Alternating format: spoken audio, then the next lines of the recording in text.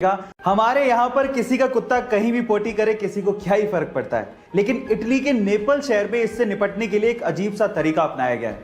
वहां पर हर एक कुत्ते का डीएनए टेस्ट करवाया जा रहा है और वो भी मालिक के नाम और एड्रेस के साथ। अब अगर कहीं इटली के नेपल शहर में कुत्ते की पोटी पाई गई तो उसका डीएनए टेस्ट होगा, फिर उसके बाद कुत्ते की पहचान की जाएगी और उसके बाद मालिक को भेजा जाएगा जुर्माना, और वो जुर्माना 45,000 रुपए तक भी हो सकता है। गाइस, क्या आपको भी ये लगता है कि इंडिया में साफ सफाई के लिए ऐसा कुछ रूल होना चाहिए? चैट सेक्शन में जरूर लिखेगा। कोरोना के इस समय में उन परिवारों को बहुत ज्यादा झेलना पड़ रहा है जिनमें कोरोना की वजह से कमाने वाले की मृत्यु हो गई है, और अगर वो कमाने वाला किसी प्राइवेट जॉब में था तो ये तो और समस्या का विषय है। इसी बीच टाटा स्टील ने अपने कर्मचारियों के लिए कुछ ऐसी घोषणा की जिससे उन्होंने सबका दिल जीत लिया।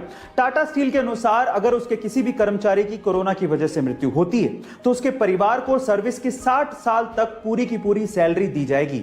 इसके अलावा परिवार को रहने के लिए घर दिया जाएगा और मेडिकल की सुविधाएं भी दी जाएंगी, और तो और उनके बच्चों के पढ़ाई का खर्च भी कंपनी ही उठाएगी। गाइस, टाटा स्टील की ये पहल आपको कैसे लगी? चैट सेक्शन में जरूर लिखेगा। गाइस, क्या आपको पता है कि YouTube को इनिशियली डेटिंग साइट के तौर पे इंट्रोड्यूस किया गया था? जी हां गाइस, आप ठीक सुन रहे हैं। 14 फरवरी 2005 को यानी कि वैलेंटाइंस डे के दिन youtube.com डोमेन को रजिस्टर किया गया था, जिसका मकसद ये था कि लोग यहां पर आके वीडियोस बनाएं, अपने आप को इंट्रोड्यूस करें, अपने पार्टनर की चॉइसेस बताएं और फिर अपने चॉइस के पार्टनर के साथ डेट पर जाएं। लेकिन ये कॉन्सेप्ट चल नहीं पाया। इनफैक्ट एक लेडी को $20 देने के बावजूद भी उसने वीडियो अपलोड ही नहीं की।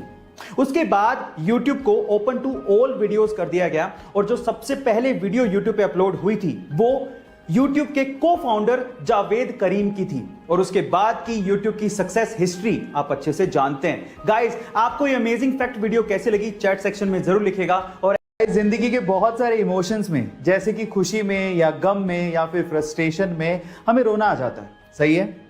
अब मेरे पास एक ऐसा तरीका है जिससे आप ये चेक कर सकते हो कि सामने वाला इंसान खुशी में रो रहा है या गम में रो रहा है या फिर फ्रस्ट्रेशन में रो रहा है। तो वो क्या तरीका है मैं आपको बताता हूं। अगर कोई इंसान रोना शुरू करे और उसका पहला आंसू उसके राइट आंख से निकले तो इसका मतलब वो खुशी में रो रहा है। अगर कोई इंसान रोना शुरू करे और उसका पहला आंसू लेफ्ट आंख से निकले तो इसका मतलब वो गम में रो रहा है। और अगर कोई बंदा रोना शुरू करे और दोनों आंखों से एक साथ आंसू निकल रहे हो तो इसका मतलब वो फ्रस्ट्रेशन में रो रहा है ना? Amazing fact. इनफैक्ट इसके पीछे एक रिसर्च भी है, ये ऐसे ही नहीं पता किया गया है। ये घटना है ऑस्ट्रेलिया की, जहां पे एक महिला ने घोड़े की रेस में $825 की एक इनामी राशि जीती। अब खुशी इतनी ज्यादा थी कि ना आव देखा ना ताव, और उस महिला ने जिस टिकट से $825 की इनामी राशि जीती थी उसके साथ सेल्फी लेके फेसबुक पे अपलोड की और कैप्शन में लिखा कि यही वो टिकट है जिसने मुझे $825 जितवाए हैं, और स्माइल के साथ फोटो डाल दी। अब थोड़ी देर में एक बंदे ने उस टिकट को डाउनलोड किया और उस पर एक बारकोड था जिसे स्कैन किया और सारी पेमेंट अपने अकाउंट में ट्रांसफर कर ली। गाइस, कई बार सेल्फी लेने के चक्कर में बहुत बड़ा नुकसान हो जाता है, जरा संभल के सेल्फी अपलोड करिएगा।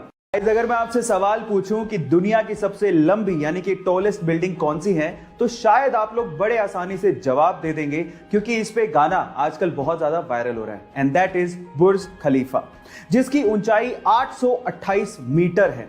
लेकिन इंटरेस्टिंग फैक्ट ये है कि ये बिल्डिंग इतनी लंबी है कि इस बिल्डिंग से आप दिन में 2 बार, जी हां, दिन में 2 बार सनसेट देख सकते हैं। एक बार तो ग्राउंड पे रह के और एक बार एलिवेटर लेके अगर आप टॉप पे जाएंगे तो टॉप से आप फिर से सनसेट देख पाएंगे। है ना अमेजिंग फैक्ट? गाइस, ऐसे ही इंटरेस्टिंग फैक्ट्स के लिए YouTube पे हमारे चैनल को सब्सक्राइब कर लीजिए, और अगर आप Instagram पे देख रहे हैं तो मुझे फॉलो करना मत भूलिएगा। मिलते हैं अगली वीडियो में।